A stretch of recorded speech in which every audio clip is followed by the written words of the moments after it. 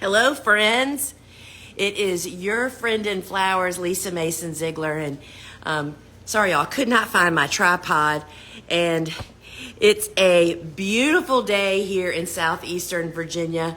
We're actually getting some heat, finally. I'll be sorry that for this heat probably in a month, right? But we're just experiencing beautifulness just through and through and through around here, and I hope that you guys are too. So if you're new here, my name is Lisa, and I'm with the Gardener's Workshop. We are a small flower farm in the middle of the city that is actually warped into a whole lot of other stuff where we grow an amazing volume of cut flowers, and we really focus in on helping new flower farmers get started to build a strong foundation so they can launch their business to wherever they want to go. And that's just kind of what we're all about. And today is Ask a Flower Farmer. And what that means is for the next 30 minutes or so, I will do my best to answer your questions. You need to post your questions down in the bubble that's in the bottom of your screen with the question mark in it. That way I don't have to scroll through everybody's name and perhaps miss your question. You can ask questions about harvesting, seed starting, cut flower business, farm dogs, whatever you've got.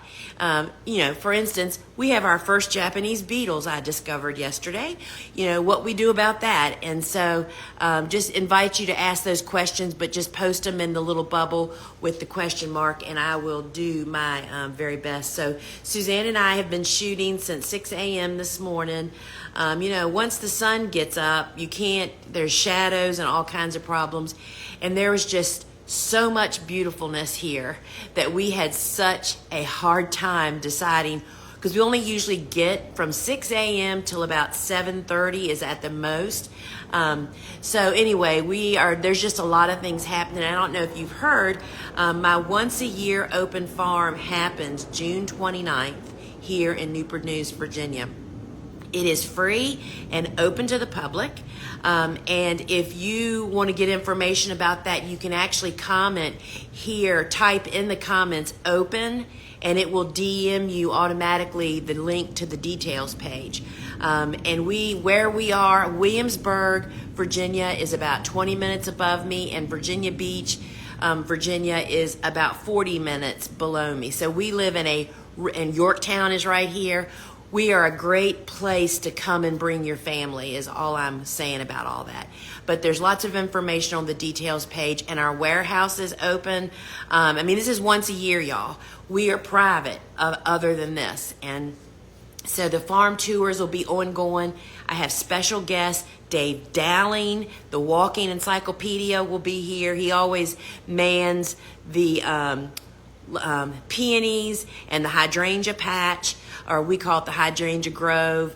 And also Ellen Frost of Local Color Flowers will be with us again this year. She is the florist in Baltimore, Maryland, that only uses flowers that are grown within 100 miles of her studio. And she's been doing that for 15 years, and she does it year round. She is like every flower farmer's dream customer. Anyway, Ellen will actually be up at the warehouse doing demonstrations, and you can pick her brain. She's done a couple of courses for us. She's preparing to sell to florists. It's just going to be a packed, fun day. It's a short day, though. From 8 a.m. to 10 a.m. in the morning is private. That is for our students only. That is my students, Dave's students, and Ellen's students. They have to sign up for it. It's coffee with your instructors. So that's from 8 to 10. And if you are one of our students, you will be getting an email. And I think the email actually just went out. You'll check your inbox and you have an email to sign up for that. But from 10 a.m. to 2 p.m. is when the farm is open. And y'all, it is like a free-for-all. People come from all over the country, and it just humbles me so much. But I just love how excited people are to see what I've done living in the middle of the city on a small land. I was barely a gardener when I started farming 27 years ago. And just what we've done and how you can do it too. And so I'm super excited. So you're invited. Open Farm, June 29th, Newport News, Virginia. Comment open here in the comments, and that will DM you the details. And I see we have 10 questions, so let's hop to it, y'all. All right. Hi, my name is Peggy. I'm from Alberta, Canada, Zone 3. My question is, do you think because I live in a cold climate, it is worthwhile to start a flower farm? We only get approximately 3-ish good months of warm weather. Oh, Peggy. Somebody would have thought I paid you to ask this question. No, just kidding. For sure, there are definitely flower farmers up in your neck of the woods in Alberta and different places up there. And it's all about your selection of what you're going to grow. First you have to figure out what is your market, what are you going to be selling, who are you selling to? Because, for instance, Cool Flowers, which is cool season hardy annuals, it thrives in what would be your your spring and early summer and those kind of cool conditions. So yes, you can definitely become a flower farmer. You just have to be aware of what your conditions are, and then be aware of, maybe I saw that our friend Wanda was on here. She is an Alaskan peony grower. So, there is something for everybody. You just have to figure out what you have, what your conditions are, who your customers are going to be, and then how can you best serve that. We would love to help you become a flower farmer.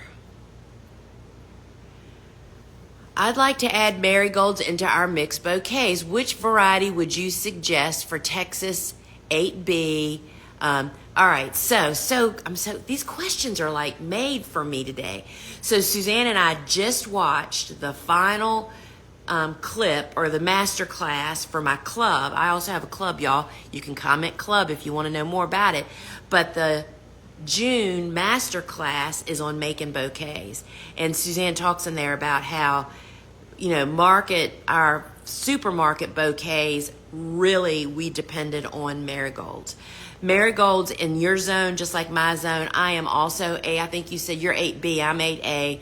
And so we grow all the varieties. My go-to favorite, depends on what color you're looking for. So I love the Cocos.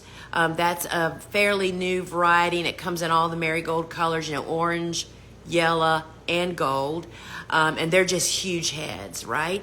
And everybody knows that it's the foliage that makes marigolds stink, if you consider it stinky like I do. Some people love that fragrance. But it's the foliage, not the flower. So all you have to do is strip the foliage if you don't want that. But I tell you, my go-to favorite, and as a matter of fact, we are in the midst of our second succession for warm season tender annuals here on my farm. And I was carrying trays out from the grow room out onto the hardening off area on the carport, and I picked up a tray of white swan marigolds to carry them outside, and I was so pleased to see excellent germination. White swan looks like buttercream color, and it's green in the middle because I like to harvest it when it's early on, just after the bloom has just begun to crack open, and it's green in the middle. But the bonus is it is a low fragrance marigold. The foliage is not nearly as stinky as some of the others, but I will tell you, Japanese beetles love them more than they do the others. All the varieties are game for me, as long as it's a cutting variety, meaning that it's 24 to 30 inches at least. Our giant marigolds are up to here on me when they're growing out in the garden. So if you need help with that, if you go to our shop, if you actually comment shop here, SHOP, that'll DM you the link to my store. And on the store is a seed category. And on the warm season, it shows all the same marigolds that I grow. So they're wonderful, and you will absolutely love them. They are so long lasting that you people, flower farmers, just have to get over the smell. You either strip the foliage, because they are priceless to us in mixed bouquets, for sure. All right, let's see. What could be eating the leaves on my hibiscus leaves? The leaves look like lace once the bugs eat them. How can I use to get rid of them? I'm here in Hampton, thanks. So that's a really great question, and I am not a bug specialist. And what I would do in that event, if I did a little investigating and I couldn't find the culprit, meaning the bug doing it, then I would, in Hampton, we have an amazing Hampton Extension office. We do in Newport News also. Take your sample, buy in a bag, the leaf, the damage that's being done. And that's what the master gardeners are living for, y'all, is for somebody to come in with a question, or your extension agent, right? So a lot of times, they sometimes might have an online where you can submit an image or something, but that's what I do. I don't spend a lot of time trying to figure out what's eating what or what diseases could be. I just go straight to the chief, right? The people that, they have all the resources, and if they can't figure it out, then they'll say, let us send it into Virginia Tech. Why? And you know what else? I feel like when I'm asking that question, I'm asking people that know no more than I do, right? So I don't even ask. I just have, when I get a bug, and there's actually, I think there's an app or two, I'm not sure about that are free, that you can, I know that Seek, S-E-E-K, is a free bug ID app if you can find the culprit. But that's what I would do. After peonies bloom, can I cut them down? Also, it's safe to divide peonies. So that's a great question, Rose. So first off, just like on daffodil bulbs, the foliage that's dying down after the bloom is done this year is what's making the blooms for next year, or feeding or providing the energy for that. So you do not want to cut your peony foliage down this time of the year. We do it actually like in late October and November, only as a precaution to help prevent peony diseases like botrytis, or peony blight, sorry, not botrytis. Peony blight, which if you leave old peony foliage in your field or in your garden over winter, that can actually develop. So it's the only thing on this farm that we actually cut the foliage off, in late October and November here for us, and we put it in the trash can and send it off. We don't compost it, we don't keep it at all. So you don't want to do that until the foliage is beginning to die down and it's done its job. And peonies are one of those plants that really can, they're one of the longest lived, right? My peony roots that I have, I'm the third generation to have them, and when I got them, I did not divide them because I just wanted really big plants. But I'm just saying, why do you want to divide them? If you are they huge old roots, then you can divide them. But if you have small plants that aren't very productive, people don't divide them. Maybe Wanda will chime in here and tell you. I don't think people divide them unless it's like a really big root, or you're moving them or something like that. They don't require to be divided. They really, as they mature, we get 1,000 stems off of this 90-foot bed of peonies that I have here, and it's because they're huge roots. So it depends on why you want to divide them. So, and if you were going to divide them in the fall is when that would actually be the best time for that to happen. Best way to propagate rose cuttings, ways that work for you also. I'm in Northern California, California Valley area. It gets decently hot. Should I have a greenhouse for these conditions? So I cannot offer you any help on roses. I don't grow any roses at all. We are beginning here in the Mid-Atlantic to have some flower farmers that are experimenting with growing roses as cuts, garden roses, not the tea hybrid stuff.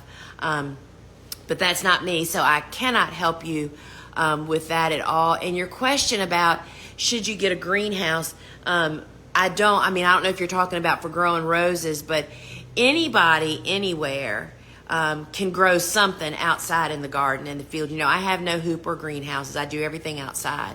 And so, again, I'm not the one to actually comment on that. There's definitely pros and cons.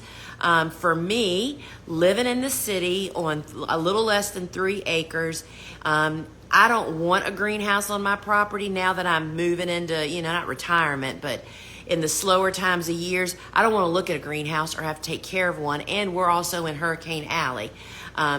So I've just learned to do everything out in the field and grow amazing early throughout the season and late blooms that are nearly pristine. So let's see what else we have here. Heaven sent flower farm. Any harvesting tips on tricks to keep hydrated Monarda lambada? I just posted, did you see my reel that I posted this morning of me harvesting that? And so, yeah, it's harvesting at the right stage, at the right time of day. That video was shot at 6:30 probably this morning, 6:30 a.m. Into, CVBN and then straight inside the building and stripping it hard enough. And, y'all, I just keep thinking of things to tell you about. You know that we have a new course called Cool Flower Seed to Harvest. Probably 90% of that course is in the field demonstrations. Lane and I did it together, and it's a beautiful course. Lane is an incredibly Seed Talk. She is the co-host on Seed Talk. She builds amazing stuff, beautiful. She's very talented. That's who built that course. And it has all that information. It shows this is too early, this is too late, this is when you want to cut it, this is where you cut it, and what do we put in the bucket for that, for hydrating. So yeah, that would be really, really helpful to you. And I think it's 35 cool flowers that are in that course, and it also includes starting it from seed. I mean, Lane is doing the seed, showing you how to sow the seed, showing the seedling, the whole 9 yards. That is a pretty spectacular course, by the way. All right, let's see here.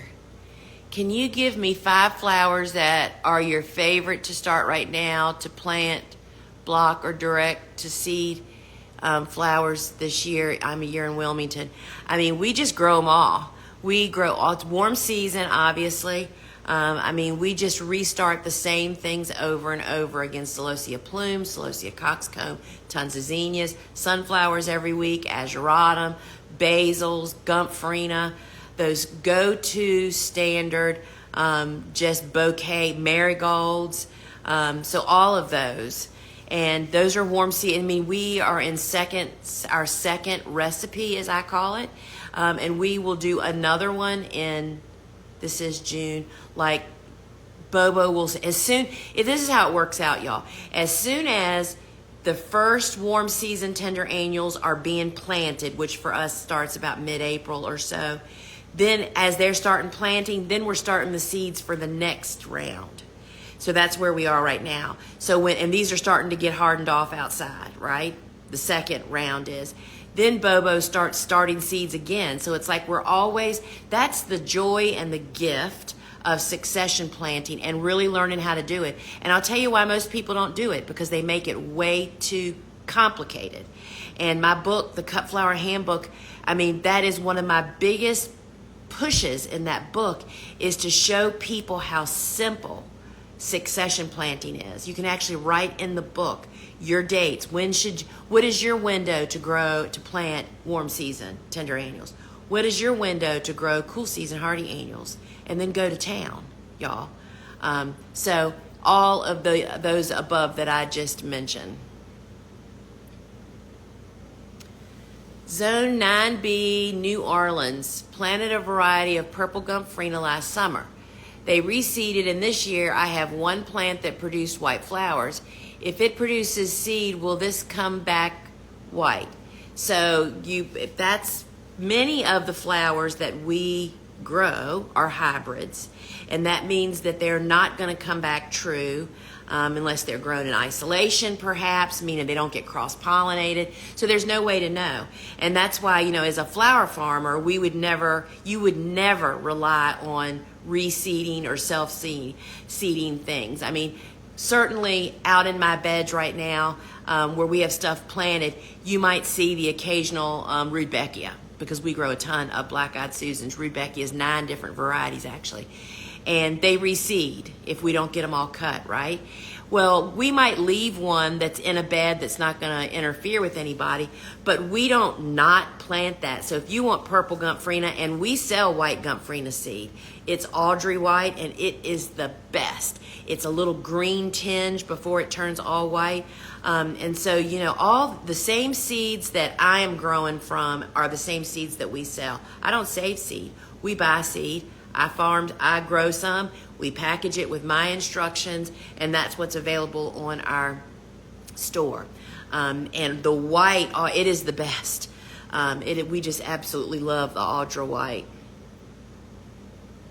But what I wanted to say was saving seed sounds like a great idea, but let me tell you something. Anybody can save seed. Does it actually germinate the next year? And then does it actually come back to what it is you wanted to save that seed for? There's people that do that, but that's a whole nother can of worms you have to learn about to be able to do it. So we don't save, we have probably saved seed of 2 or 3 things that we actually grow. The rest of it, we just buy fresh seed. Well, I don't even buy it. We do buy it to package, but we just send our list up to the warehouse and they pull the seeds that I start right off the shelf where your seeds are coming from. So you buy all your seeds fresh each year. So yes, our big store is it's funny enough, the seed pack maker guy just came to visit us. The guy that makes all of our seed packages is a big company. And we are what's called a year-round packer. Many seed companies pack all this year for next year. That's how far, and then when they sell out, they sell out. They don't have any more seeds in the pipeline. We do it differently. Our aim is to never sell out. We pack all the time, so our stock is constantly being turned. We just go through seed over and over. That's all we do is buying seed and packing seed and buying seed and packing seed. And that's what we want, right? And so the seed that I grow from, 3 years ago when we moved away from production for selling flowers and we became an education farm, we started just sending our list up to the warehouse to get our seeds, because that does a couple of things. A, I know I'm got fresh seed, right? But secondly, I know that I'm starting the same seed that you're starting, because oftentimes people write in and say, my such and such didn't germinate at all, and we can let them know, well, let's talk about the process, or refer them to resources where they can see the process, because I started the very same seed and we had great luck, or not, you know what I mean? So there's a lot of really great benefits for that. I have a 9x9 room for seeds. Can I do a farm like you? I have 4 acres. Well, of course you can. 4 acres is huge. Our cutting garden is only a little bit more than a half an acre. And I grow everything in a 10x10 grow room with grow lights. Hi, I'm in zone 6A, high desert. I'm a new gardener and I missed the window for ranunculus, but my sprouted corms are in the ground and growing foliage. Would you recommend I wait until they die off to dig or store them, even if they aren't going to flower this season? I am sorry, Court on the fly. I cannot help you with that. I have never grown. I grew ranunculus once about 10 years ago. We don't grow ranunculus anemones. I'm almost 100% annual grower, annuals from seed, with the exception of peonies and a couple other perennials. So I cannot help you there. All right, when do you recommend we start our fall planting for cool season hardy annuals? So you may not have my book yet if you don't know the answer to this question. The Cool Flower book, which is a super easy read, explains the entire concept. And that's where you have to start. It's all based on your frost dates, and then what can you fall plant is based on what your winter hardiness zone is and what is the winter hardiness zone of the flowers you're talking about planting. And so it's, again, super simple. The Cut Flower Handbook that just came out is a deeper dive, but it also includes warm as well. But for the little first bite of wrapping your head around the whole cool season hardy annuals, my book Cool Flowers, it just writes the play notes, right? And that's where you have to start. And that's, it's different for everybody, what you can plant and when you actually are supposed to get them in the ground.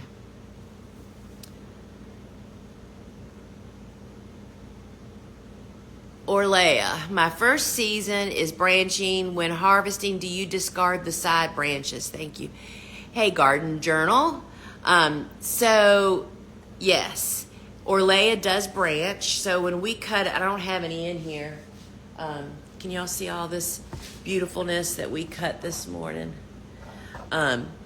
that is what, I don't know if y'all have ever joined me for our live show on Fridays at 12 noon inside my phone app. It is all about highlighting, that's what these flowers are for. It's showing people, this is what, if I had Orlea, this is what Orlea looks like, you know, and showing it and talking about it for a minute. For Orlea to really hydrate, first off, you have to cut it at the right stage. And secondly, I also want to mention that in the Cut Flower Handbook, not only does it show you the seedling for the 66 feature flowers, which Orlea is one of them, it shows you the stage to harvest and gives you the lowdown harvesting and growing and seed starting tips that I've just never put anywhere else. So on Orlea, if you have a stem, you know, this tall, and there's the head, we might leave one little branch near the top with a piece of foliage on it, but everything else comes off because it just won't stay hydrated. I catch a lot of grief whenever I have a video I'm going to be posting in the next few days over me harvesting Rudbeckia, and people give me grief over how we cut our stems long and then we strip everything off. It's like they just don't get that we're cut flower growers, and it's not about, anyway, you got to strip all that mess off for the stem to last longer. And those stems are never going to grow up to be a big, strong, firm central stem like the one that I was cutting. Anyway, what and how do you decide to settle on which flowers to grow? I just like to do a small roadside stand, and all the options is so overwhelming in deciding. Emily, I totally understand it. And I could talk about this for days. The way that I would recommend that you do, first off, you always start small. Almost everybody starts too big. Especially because this is what people say to me, oh, I have 5 acres, or I have 30 acres, or I even have 2 acres. I mean, a half an acre is way more work than one person can hardly do, right? So an eighth of an acre, or I can't do the math right now. I got up too early this morning. A very, very small spot, and I would grow, you know, in the book, the Cut Flower Handbook, the seed collection. Here's a great one to start. The cut flower seed collection that we sell, you can go on our website and see what's in it, are the workhorses of our garden. And the key is, when you're small and just trying to figure things out, is to grow mixes. So you don't feel like you have to grow 6 different zinnias, right? You grow the mixed Benaries giants. So you have all the colors, and, you know, sunflowers every single week. And that's, you know, in my club, we have what's called every Wednesday, which I'll be doing today at 2 o'clock. It's called the sowing circle. Is that not the cutest thing ever for sowing seeds? And one of the things that I always start a tray of something that we need to start this week to demonstrate how we are doing that, but we sow sunflowers every week. For a farm stand, it is essential. You want to have 3 smallish sunflowers. You know that you control the size of single stem sunflowers by the way you space them, not by the variety that you grow. You want to have sunflowers to pop up every bouquet, and then have a little bit of filler, and then have some pretty bright colors to pop them up. And that collection, you can go to the Gardener's World, or just comment shop here, go to our store, go to seeds, and then look up the collections. That cut flower seed collection is our customer's favorite, and they're the same flowers that I've been growing for 27 years. We just grow them separately, not in mixes, and more of them, and more varieties of them, and like more different zinnias, tons of celosia, a bunch of different coxcombs. But that's where you would start, with those 6 flowers. And that will get you up and running. And just take my word for it, small, small, small. Harvest at the right stage and condition them properly so your flowers last a long time, and you'll have people coming back week after week after week. Oops, after 1, y'all. All right, we're going to wrap it up with that. So let's see, what do I want to say to you? I want to say, please join me on Friday, and you'll see this week we're going to have a ton of sunflowers. The Rudbeckias are in. I mean, the farm is on the verge. We're not going to have any celosia this week, but we are on the verge of a dump truck load of celosias. We have so much planted here, y'all. So and that's what we're going to show on the show on Friday, and I will be talking succession planting sunflowers this week. We'll have a little deal of the day. Y'all know that I give something away on the show every week. It's normally a $25 store credit. What a deal, but you have to download the app. Just go to your phone's app store, search Gardener's Workshop. It's free. Download it. Join me at 12 noon or catch the replay, but you have to be there live to enter and to be eligible to be the winner of the $25 store credit. Friends, it's been tons of fun. Now I'm going to go back with my sister and sort through videos and pictures that we made this morning for you guys ultimately. So remember, check out the club. You can comment club here. I'll DM you the link. Remember the open farm, comment open. It'll DM you, and you can comment shop, and that'll DM the link from my big website, thegardenersworkshop.com, which is home base for me.